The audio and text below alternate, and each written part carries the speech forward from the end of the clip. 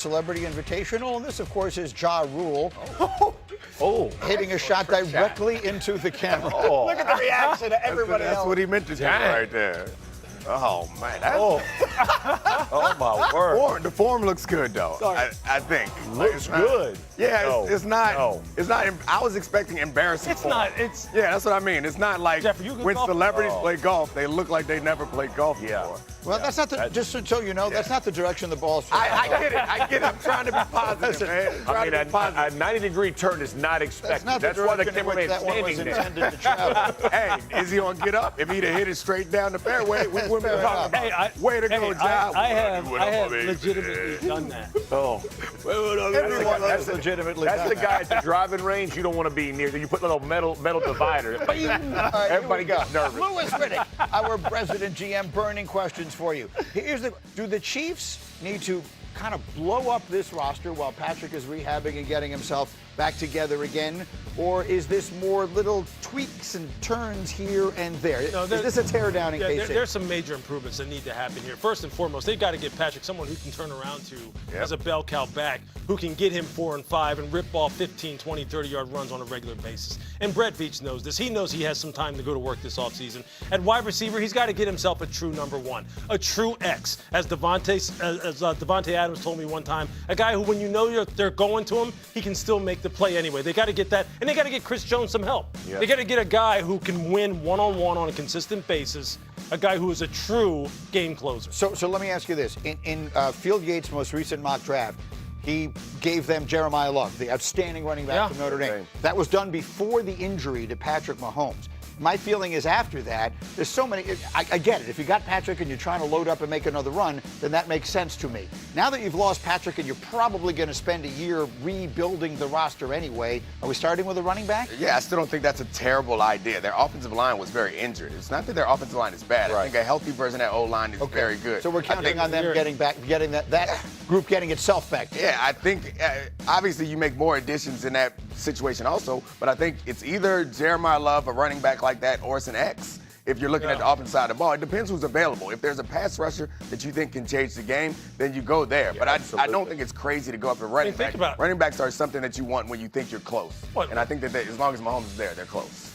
I would add, everyone's assuming that Travis Kelce is done. He has not indicated that at all. They in that building have not been given any indication of that. And the fact that, hey, well, Kelce's done and Chris Jones is done, slow down on that. They still think they're a really good team in that building, and there might be left in the tank some stuff. Yeah, as far as the running back is concerned, look, during my time with Andy in Philadelphia, Andy's always had a good running back. Absolutely. Whether it was gives him the ball.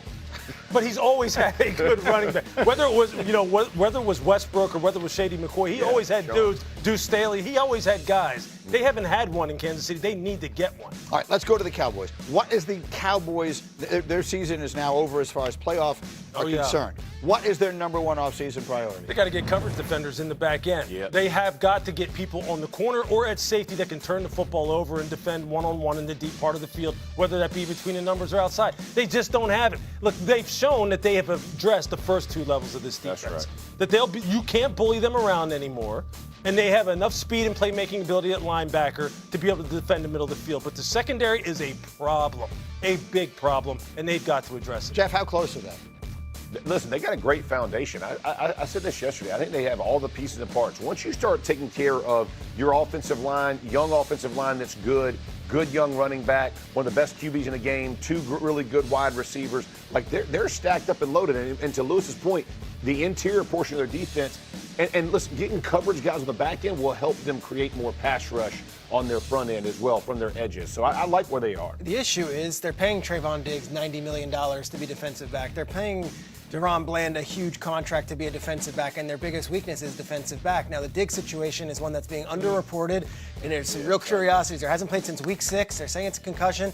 They thought he might be able to go this week. He was on the sidelines in their biggest game of the season. When you're paying Bland and Diggs that money and you're saying, well, we got to go all in at defensive back, you have to hit in the draft, and you got to get some guys at value. The one thing they've done is draft well historically, and so we'll see if they do it again. And then the last one.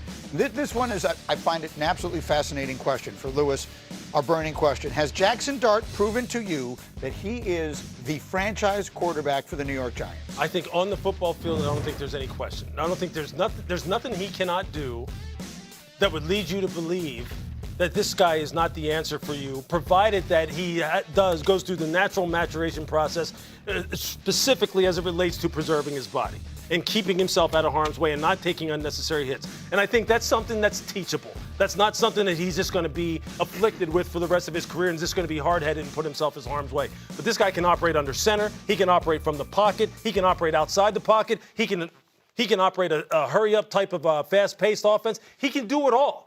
They've got their dude. He just needs to mature, and they need to really get him some help. Okay, so I 100% was in that line of thinking. And then our colleague, Chris Canty, Chris Big Dog Canty, as we call him, on Unsportsmanlike on ESPN Radio, brought up something that I have to confess I hadn't been thinking about at all, which is to say that if you're 100% in on Jackson Dart, there's more of a gamble of that than you might think. If you stay with Jackson Dart, you better be right. Because what Fernando Mendoza has done, if you decide you're going to pass up on him in lieu of Jackson Dart, you better be right about Jackson Dart. And I get it. There is the opportunity cost of drafting yet another quarterback and foregoing what you could get in terms of the haul with the bevy of first-round picks that number one overall pick could command. But, man, that is a huge roll of the dice staying with Jackson Dart, considering what we've seen from him and the injuries throughout the course of this season. Actually, a very interesting thought and one I hadn't considered. If the season ended right now, the Giants would have the first pick. They're going to play the Raiders in Week 17 in what is the Super Bowl for draft people. That's going to. But the point is, the first pick in the draft is an asset. Yeah. Jackson Dart is an asset. The question is it a certainty in your mind that they trade that top pick to someone who wants a quarterback, or do they consider, as Chris is suggesting, taking one? Chris is a master takesman. Yeah. I appreciate the value of that take. It's Big dog. It's well constructed. Yeah. However, it's so hard to find a quarterback to show what Jackson Dart has shown this year. And if you think back through all the drafts, how many quarterbacks go in the top of the first round and turn out to not work out? Most of them. Right. You have one who has shown that he can do the things you need to do to be successful in the NFL. I get it. All quarterbacks have flaws. His flaw right now is you want to tell him to yield a little bit.